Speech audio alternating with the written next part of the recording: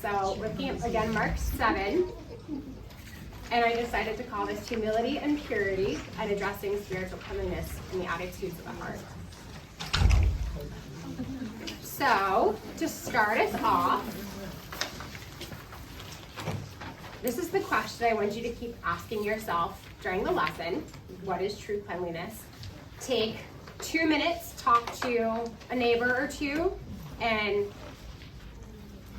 come up with what you think true cleanliness is, and then hang on to that. So go ahead, take a moment or two.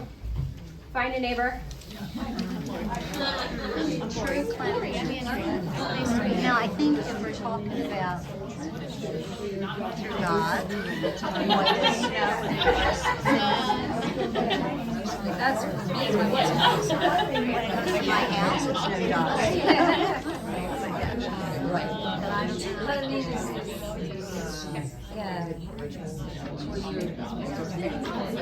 City as least as possible. You have it hard and you Great, take another minute.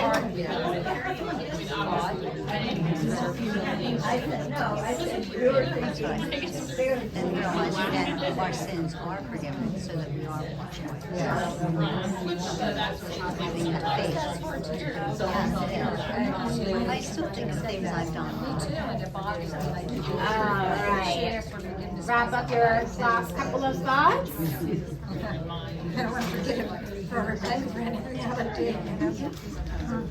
Okay. All right. So now that you've done that, as I said, keep in mind that definition of true cleanliness and what you discussed in your mind throughout the lesson, because we are going to come back to this question. But let's move on. So first, what I want to do is kind of give you a high-level overview of what happens with this chapter, and then we'll take a look at the stories kind of in chunks, if you will. So there are 3 different encounters here. We have Jesus and his disciples encountering the Pharisees. You have Jesus encountering the Syrophoenician woman. And then last, Jesus interacting with a man who is deaf and functionally mute, very hard to be understood. And you can see it in the very bottom. My husband reformatted it, and it might not be very easy to see, but but it looks nice. The parallel passage, seriously props to him, because he made this look pretty. The parallel passage is found in Matthew 15. So I do want to call out one thing, and I'll bring it back up. And in Matthew, you'll see instead that the description of the encounter with the deaf and functionally mute man is more of about general healing, but otherwise very parallel. All right, so first we're going to look at Mark chapter 7, verses 1 through 8. Is there anybody who would be willing to read that section for us? Volunteers. Thank you. 1 through 8. Yeah. The Pharisees and some of the teachers of the law who had come from Jerusalem gathered around Jesus and saw some of his disciples eating food with hands that were defiled, that is, unwashed. The Pharisees and all the Jews do not eat unless they give their hands a ceremonial washing, holding to the tradition of the elders. When they come from the marketplace, they do not eat unless they wash, and they observe many other traditions, such as the washing of cups, pitchers, and kettles. So the Pharisees and teachers of the law asked Jesus, "Why don't your disciples live according to the tradition of the elders, instead of eating their food with defiled hands?" He replied, "Isaiah was right when he prophesied about you hypocrites. As it is written, 'These people honor me with their lips, but their hearts are far from me. They worship me in vain. Their teachings are merely human rules.' You have let go of the commands of God and are holding on to human traditions." Thanks, Nancy. So let's go ahead and kind of pick this apart. So first thing, let's take a look at the distance. From Jerusalem to Capernaum, which is where Jesus was, we were looking at the end of chapter 6. It's about 90 miles, right, if you go the most direct route. Okay, but keep in mind, so that all of this in the middle there was Samaria, right?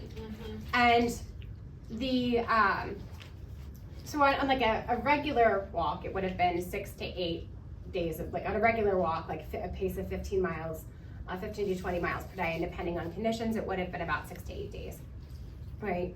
So the Pharisees instead go around, which is about 120 miles. So this is not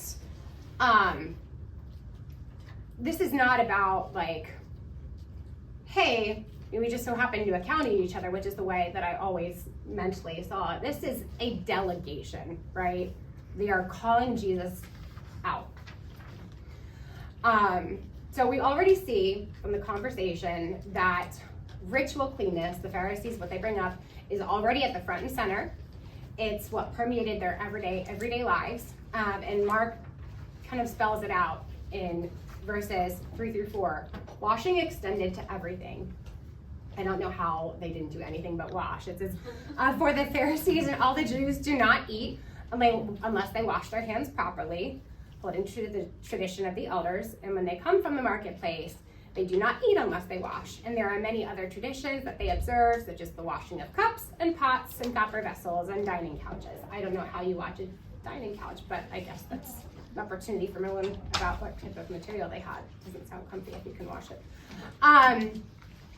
So as I was doing my preparation for this lesson, I listened to a sermon, just to kind of put it in a modern day perspective, right? This idea of washing every time you went to the marketplace. And some Pharisees would take it so far as to literally wash their whole bodies because they had this potential interaction with Gentiles. And it was contamination by cleanliness. So R.C. Sproul, in the sermon I listened to, he spoke about his wife, and he said, just think about it. If his wife, Vesta, washed every single time she visited the mall, she'd do nothing but shower. And I think the other thing that's important to call out, this was not about hygiene, right? The Pharisees were not concerned about, oh, the hands, they may have germs on them. And you have my little Gladys Kravitz picture here, for those of you who are familiar with Bewitched. I grew up watching Nick at Night. They were this like aggressive, constantly trying to look for Jesus doing something wrong. And I mean, at least Gladys Kravitz keeps it to like, Abner, come here. But the Pharisees obviously were a lot more aggressive about it. And you notice that the Pharisees also say, why do your disciples not wash their hands, right? They're not really, the Pharisees aren't really addressing the disciples, right? The indictment is again against Jesus. And why is it that you're letting your disciples be this way? So what is this? Like, what gives about hand washing, right? So it was a tradition routed in the law. So the law required only priests to wash their hands before they entered the holy place to offer sacrifices. But as oral tradition was handed down in the Mishnah and so forth, someone commented on this rule and then extended it, and eventually like it becomes this thing that has seeped into everyday life, like it kind of, if it's good for the goose, it's good for the gander sort of mentality. And then Jesus, he doesn't even address this question about hand washing with the disciples. Like, he cuts straight to it and he says, you leave the commandment of God and hold to the tradition of men. And he just cuts to the heart of it. The uncomfortable truth, is that the Pharisees made an idol out of their legalism, their tradition, over the actual law of God. And that compromised their spiritual cleanliness. And just to give you an example, I was sitting down with my mom comes to my house every Friday, and she helps me out with chores around the house. especially with some of the health struggles that I'm having. I can't do as much. She'll help me just by like waiting outside for the kids to come home off the bus. And so we were sitting down having this conversation last week at her church. They were doing this whole week of prayer to kick off the ministry year. And my mom starts explaining to me, oh, they're doing XYZ at church tonight, but I don't think I'm going to make it. Dad and I can't make it. We're tired. I'm not going to get home till it's late. So she drives like an hour, right, to get from Pottstown to Horsham. And then church is another 45 minutes away for them, right? Factor in the fact that they're 74, and this all made sense. Like, it's not an excuse. It genuinely made sense, right? And so I listened to her as she's explaining and almost like defending this decision to me. And I lovingly said, hey, Mom, like, you don't have to defend this to me. I don't care. Like, I know where your heart's at. I don't judge you based on how many times you attend church. And so we dug into it a little bit, and I found out that when she was younger, she grew up in these churches where they had committees who would go out and check on you if you didn't attend church. Goodness. No way. Check on you. They weren't, and it wasn't even veiled. I don't know to what extent it was even veiled as like a, are you okay kind of thing. More just like, why weren't you in church? And it made me wonder, like, how often do I find myself doing the same thing? Whether it's my own standard that I've added on top of the law, right? Oh, I missed this past Sunday, but I was recovering for a hysterectomy. Like, you get the idea. But it was a challenge to me. All right, let's continue to move on. So we're still in this section with the Pharisees. Can I have someone read verses 9 through 13? Volunteer. Thank you, Mariah. And he said to them, you have a fine way of rejecting the commandment of God in order to establish your tradition. For Moses said, honor your father and your mother, and whoever reviles father or mother must surely die. But you say, well, if a man tells his father or his mother, whatever you would have gained from me is korban, that is given to God, then you no longer permit him to do anything for his father or mother, thus making void the word of God by your tradition that you have handed down. And many such things you do. Thanks, Mariah. So Jesus continues on. He's pulling no punches. Like, he doesn't stop there. Cuts right to it. You have a fine way of not just ignoring, rejecting the commandment of God in order to establish your tradition. He's continuing to call out the Pharisees' legalism, but this time it's in the form of loopholeism. So I think it helps to explain what Korban is to get you to paint the idea of this, right? The tradition of Korban or Korban, I'm probably going to keep saying Korban, was a way for Jewish people basically to declare that they were setting apart something to be offered to God when they died, right? Or given to the sacred treasury in the temple. One commentator likened it to the modern practice of deferred giving, which allows individuals to deed property and other gifts to another at death while retaining control over the gift in the meantime.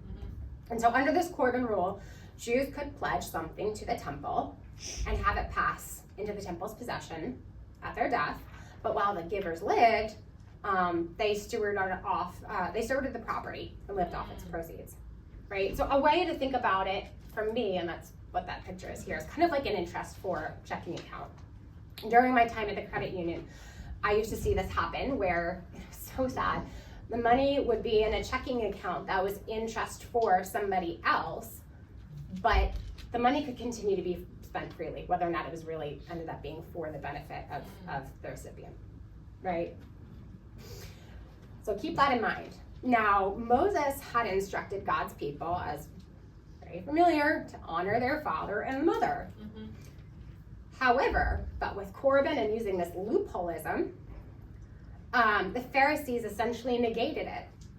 They taught that they could that people could use Korban to give money to the temple to set apart, declare that they were going to set it apart in lieu of helping their parents in need, right? Helping Asian parents. it was leveraged to as a way to be exempt from. So basically saying, oh, I'm holding on to this money for God. Sorry, I can't help you out. And then you get to do whatever you want with it in the meantime. And Jesus continues on in verse 13. He says, and many such things you do. It's not the only loophole that they followed. And again, you make void the word of God by the tradition that you have handed down. And all this stemmed from an unclean heart attitude of greed and selfishness. The Pharisees basically had built a whole system where they could look faithful on the outskirts. I mean, if we're seeing somebody says, oh yeah, I'm dedicating my money to the Lord after I pass, but we don't have insight into everything else, we think, oh yeah, that's great. But they still actively fail their neighbors, their family, and they still called it obedience. And as I thought about how to put this in modern context and give some modern examples, right, to make it really come to life for us, how many times have we thought or we heard, that's not my calling, right? Avoiding inconvenient obedience. Like, oh, that kind of service, that's just not where I'm gifted, sorry. When Jesus clearly calls us to look to others' interests, right, in Philippians 2, 3, and 4. Or someone shared, I thought of an example when I attended church when I was younger, church where I grew up. Someone had shared that they were driving on their way to church. They were already late, and they saw somebody out on the side of the road, super hot day. They weren't looking so hot, they were trying to bike. And she felt the prompting of the Holy Spirit to stop and get this guy wherever he needed to go, right? But how many times, or how easy would it have been for her to be like, oh, sorry, I can't help it. Like, I need to get to church because, if I'm at church, that's where I need to listen to the word of God and I need to fellowship. And we can completely loophole our way out of something that the Spirit might be prompting us to do. Whew, this was a hard-hitting passage. All right, and I kept this one simple. Can I please have someone read Mark 7:14 to 23? I'll do it. Thank you. And he called the people to him again and said to them, hear me, all of you, and understand. There is nothing outside a person that by going into him can defile him, but the things that come out of a person are what defile him. And when he had entered the house and left the people, his disciples asked him about the parable. And he said to them, then are you also without understanding? Do you not see that whatever goes into a person from outside can defile him? Since it enters not his heart, but his stomach, and is expelled. Thus he declared all foods clean. And he said, what comes out of a person is what defiles him. For from within, out of the heart of man, comes evil thoughts, sexual immorality, theft, murder, adultery, coveting, wickedness, deceit, sensuality, envy, slander, pride, foolishness. All these evil things come from within, and they defile a person. All right, so if you look at what's here, I've taken kind of those 3 verses and really what the central verse is, right, of this entire passage. Nothing that goes into a person from outside can defile him, but the things that come out of a person are what defile him. Now, you might be looking at that and saying, wait a second, that doesn't match my translation. This is the Holman Christian Standard Bible, which is also a very reliable translation. I know a couple of our pastors do, maybe not recommend it, but because I feel weird saying recommend, but they do, recommend is probably the best way to put it. But it's not in the ESV. If you look down at your Bible, like, where's verse 16? I don't see verse 16. Bottom line, there is some debate among the earliest manuscripts. Some include it, verse 16, some don't. Now, whether or not it was included, something to think about, like whether or not it was in the original manuscript, something to think about is that the book of Mark would have circulated during the early church, which was very much subject to the influence of Judaizers, following the law and tradition, in addition to salvation through the blood of Christ. And to even back up, right? In verse 14, we see, listen to me, all of you, and understand. And again, verse 16, you should listen. There's a repetition of the word listen, right? Whether or not it was in the original manuscript, the meaning is preserved, right?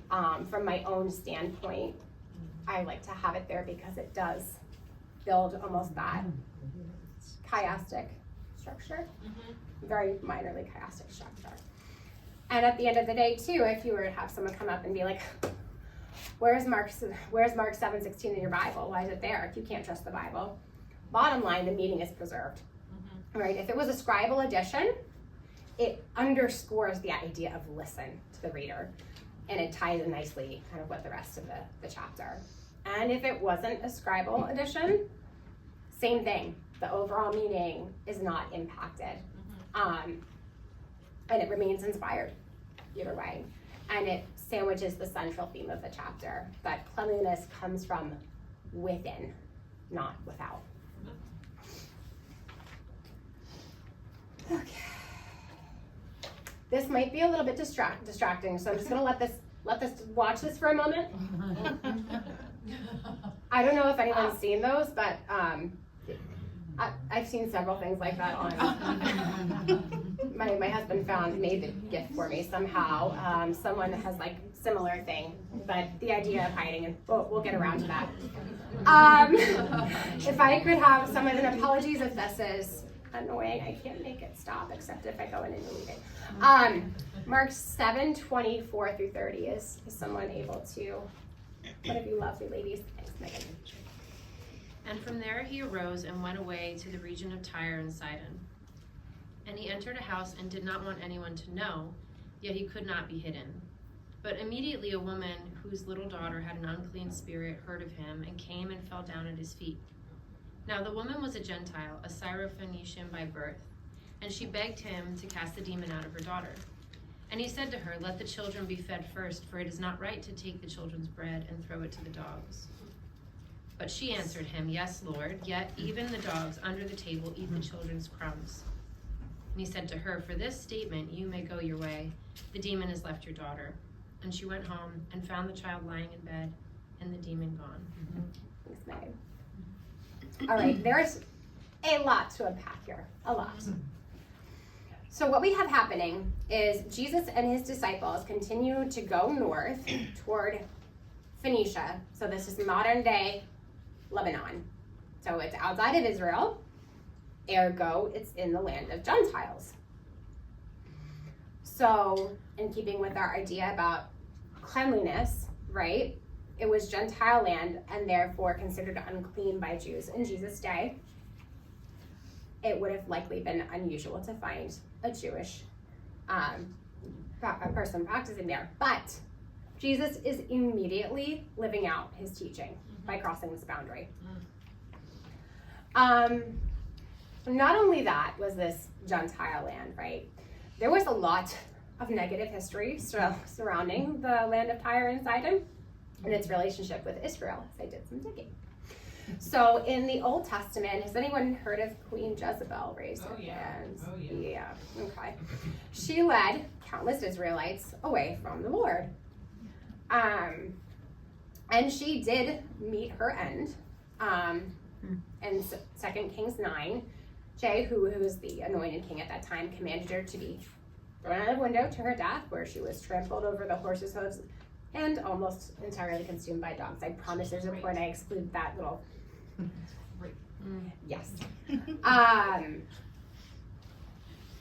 And her evil was such an insidious kind, right? They didn't necessarily like take over Israel, so to speak, because she came down from Tyre and Sidon to northern Israel, but it was much worse because it was a spiritual corruption.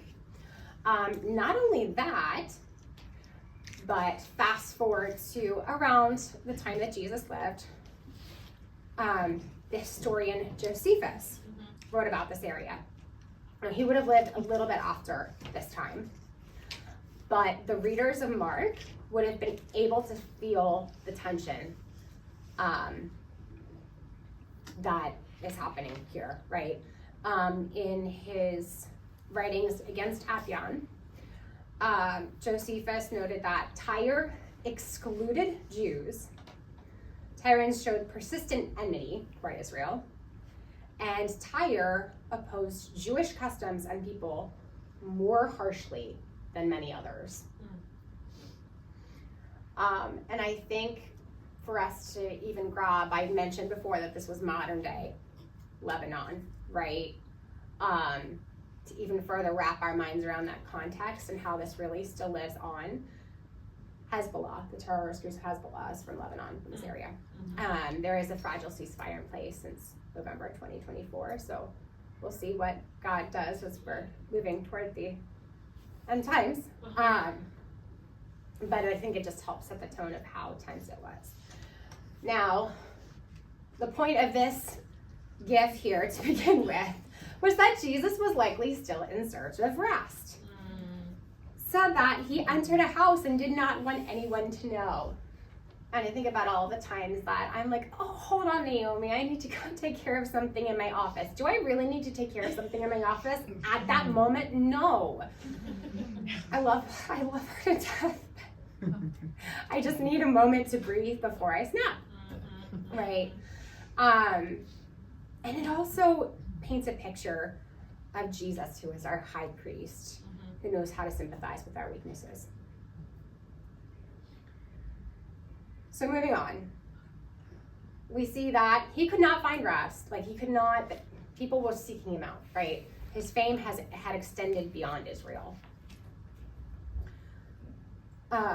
So this woman whose little daughter was demon possessed, she came before him and she fell at his feet and pled for her daughter to be free from possession. So the parallel account here is Matthew 15:21 to 28. And it says that she followed Jesus and his disciples around, and the disciples had first come to Jesus and begged him to send her away. And I feel like I know how the disciples feel. But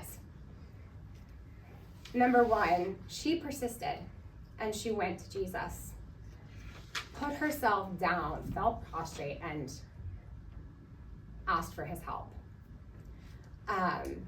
This was a posture of humility. And again, think about the context of the history between Tyre and Sidon and Israel. This is not insignificant. And we're already seeing a huge contrast here between this woman, her attitude of humility, and the pride of the Pharisees.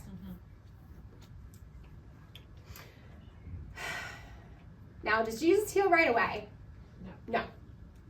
He says that his ministry is to Israel first. In fact, the account of Matthew says that his ministry is to the lost sheep of Israel. He has come for the lost sheep of Israel.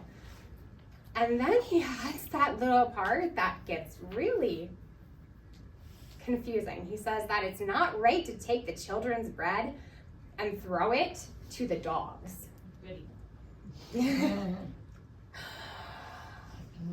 Hold up, is Jesus calling this woman a dog? No. But let me pull this apart. Why would Jesus didn't even compare the woman to a dog? And in fact, there are biblical scholars who say that Jesus was wrong here. He was insulting her. He committed a sin. It's actually really sad. It's really sad. But it is kind of funny. Wait, what? I'm sorry, I'm listening to you. And there was even, like, the Pharisees even had a saying that to eat with an idolater is like eating with a dog. Gentiles, idolaters. And in biblical times, we've heard it before, like calling someone a dog was absolutely an insult, particularly in Israel. Dogs ate cadavers. Hello, Jezebel. They were mean, nasty, feral creatures. So what gives? We're going to look at the Greek here, the Greek word for dogs, kunarion. It is better translated as little dogs. So it's usually, it's more of a term of endearment for the woman and really painting a picture. Let me explain. Right, so by Jesus' time, Tyre and Sidon were Roman-controlled cities, right? And they were shaped by Greco-Roman domestic culture. And within that world, people had small household dogs. Like, that was a thing. It was more typical of wealthy people, right? Even table adjacent, like having pets, that was known, particularly in urban settings. And so that makes Jesus' use of that diminutive, consistent with the household metaphor, rather than with a crude insult. And just to dig further into this, because it was not enough for me to just read it somewhere. Let me find evidence of this. So this guy up here it's a tomb. This is not the tomb, but the tomb on that had been discovered by archaeologists, right? And I'm not gonna cry. Bedewed with tears, I have carried you, our little dog, as in happier circumstances I did 15 years ago. So now, Patrice, you will no longer give me 1,000 kisses, nor will you be able to lie affectionately round my neck. You were a good dog, and in sorrow, I have placed you in a marble tomb, and I have united you forever to myself when I die. Bad theology. You readily matched a human with your clever ways. Alas, what a pet we had lost. You, sweet Patrice, were in the habit of joining us at table and fawningly asking for food in our lap. You were accustomed to lick with your greedy tongue the cup which my hands often held for you, and regularly to welcome your tired master with wagging tail. And that was a tomb from about 100 to 280. So a lot of this sounds familiar. It's resonating with a lot of the cats. And nothing new under the sun, yeah. This particular tomb says, to Helena, foster child, soul without comparison and deserving of praise. And that's, again, from the 2nd century AD. And just to paint the picture in a little bit more, I had a picture of a Maltese dog here, but it's gone. But Maltese were actually one of the common, if you've seen the little 7-pound teeny tiny things. So yes, this idea, this metaphor made sense. It was not an insult. So we see this whole setup. The Syrophoenician woman displays humility, right? She asks for a crumb. She doesn't try to correct the Lord and say, well, hold on. Like, no, you're not allowed to come for just Israel first. She doesn't twist his words to take offense. She basically just says, yep, 100%. The children of Israel, they get to eat first. I am all on board with that. But give me just a crumb, because even the dogs get to eat crumbs that fall from the master's table. I don't know about you, I have my husband put Phoebe up here instead. If something falls within her reach, because think about it, like one of the rules is we don't feed the dogs human food, but if we feed the dogs human food, it's because we're all done. And if it's not because we're all done, it's because it rolled off the table, right?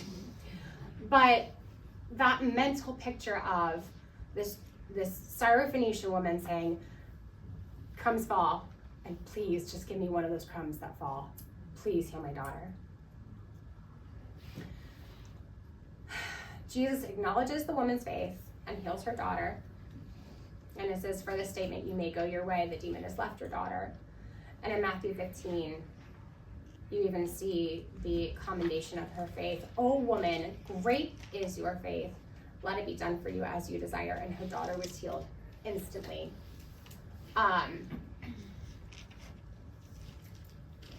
There had to also be a level of belief of that woman. Think about it, for her to just take Jesus at his word. And again, given the cultural context, was there any real reason mentally, like given everything that she had known at that point, to necessarily believe? Not necessarily. But Jesus still uses this as an opportunity to start taking his word to the Gentiles. The Pharisees, they were quick to defend status and tradition. And by contrast, the woman approached Jesus with a humility of heart and with faith, and she received mercy. All right. Last little bit to read. Can I please have a volunteer read 7:31 to 37?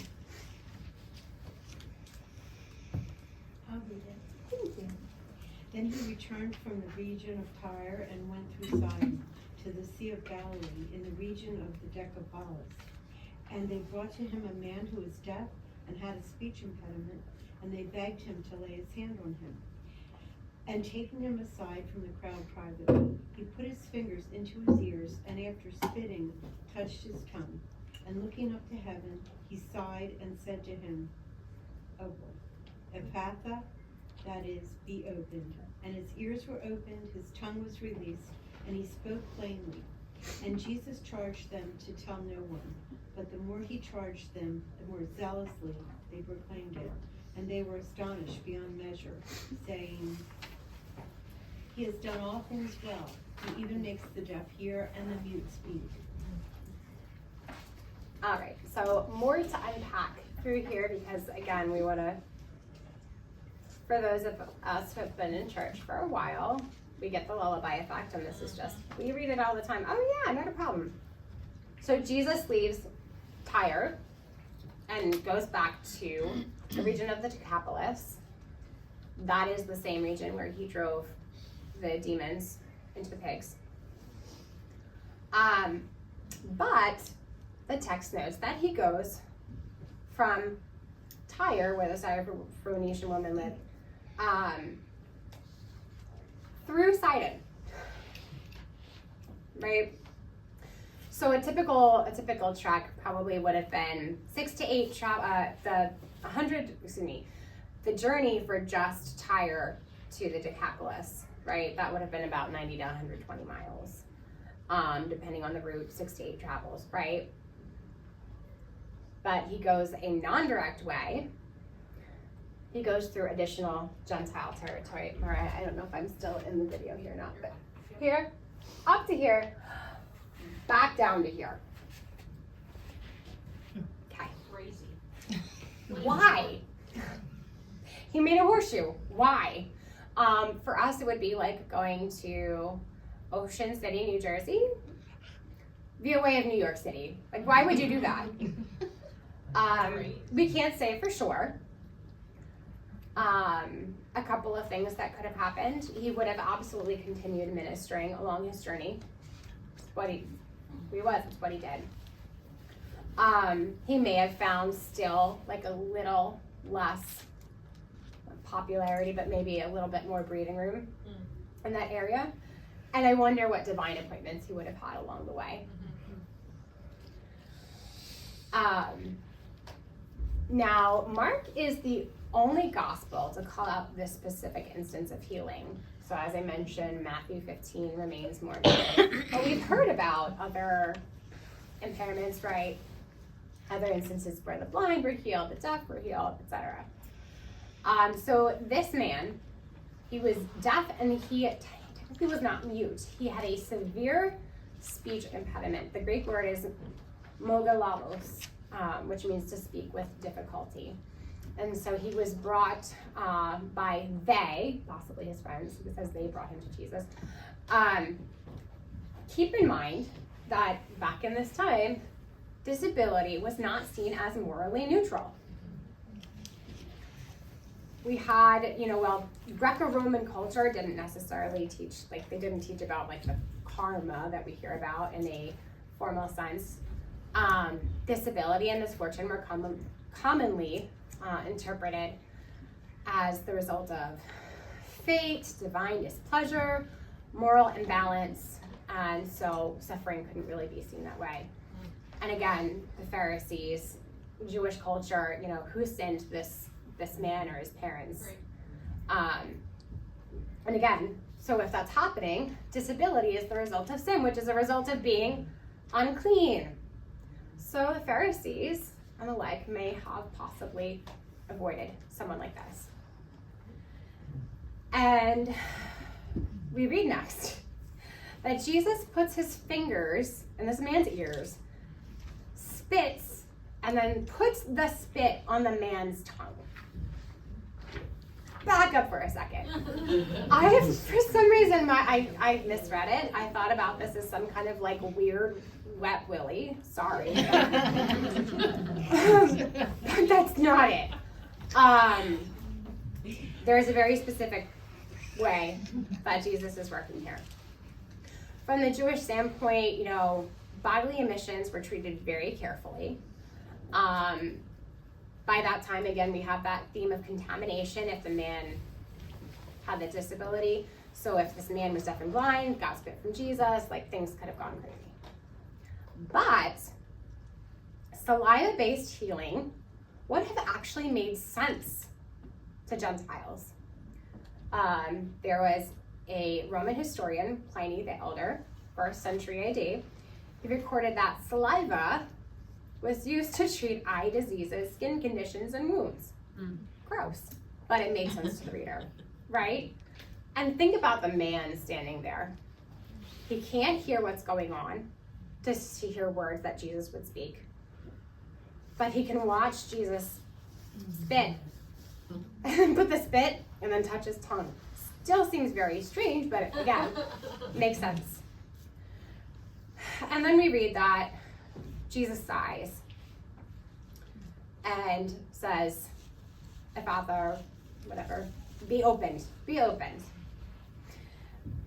Now, I don't know if this is just because I struggle with people and I can be introverted. I got the idea that Jesus was sighing because he was just like, all right, I'm done with these people. Like, can I please get a break, right? The word here is actually more of an inward groan sort of sighing. And commentators offer these as possibilities instead. His groaning was due to his compassion for the deaf man, for his frustration over the brokenness of creation. And it says that he looked heavenward. He appeals to his Father in this moment of weakness. So it's possible he really didn't need rest, and he was just like, Father, like, okay, be opened. I'm waiting on you. And then immediately, the man speaks plainly and clearly, right? Now, could he have spoken? Is there a time in his life where he was possibly not deaf and maybe had a little bit of that muscle memory? Possibly, but not necessarily. So for me, I have this Calvin, my son with special needs, and I've listened to him have speech therapy. He has no hearing impairments. He knows exactly what I'm saying, and he gives me attitude back. But his speech isn't always clear. Or think about this, right? Who of us has either met or had a toddler who's learning to speak, and the toddler goes, da, da, da, da, da, and mom's like, oh yeah, they want orange juice. And you're like, what? So the idea to go from not, or like speaking just barely to speaking clearly immediately is miraculous. And then Jesus commands them to tell no one. Again, it's not the first time. So same as the healing of the man with leprosy that we saw in Mark 1. Jesus sent him away with a strong warning, see that you don't tell this to anyone. And to our way of thinking, it would seem that Jesus would want people to know about this miracle, right? But Jesus knew that publicity over the miracles might hinder his mission and divert public attention from his true message, right? Mark records that this is exactly what happened. And this man's excitement, in Mark 1, he goes right away and starts telling people that he was miraculously healed. And as a result, Christ had to move his ministry away from the city. And as I did my studying and kind of was digging into that and leaned into God questions, again, fabulous resource. As a result, Jesus could no longer enter a town openly, but he stayed outside in lonely places, and yet people still came to him from everywhere. Think about when Jesus said, like, the Son of Man has no place to put his head.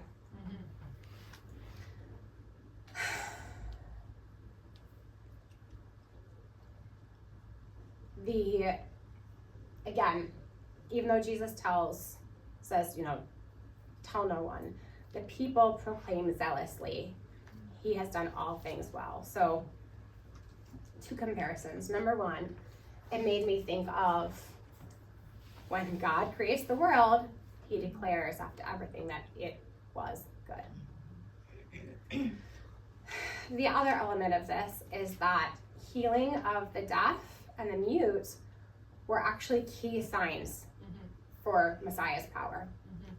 Isaiah 35, 5-6a says, then the eyes of the blind will be opened and the ears of the deaf unstopped.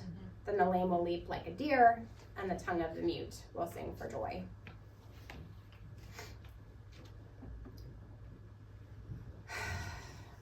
So we go back to our question.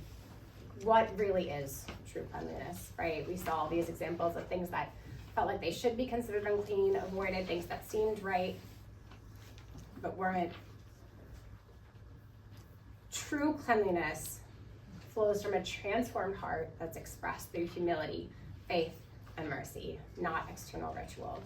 Thanks, All right. Thank you, ladies. Thank you.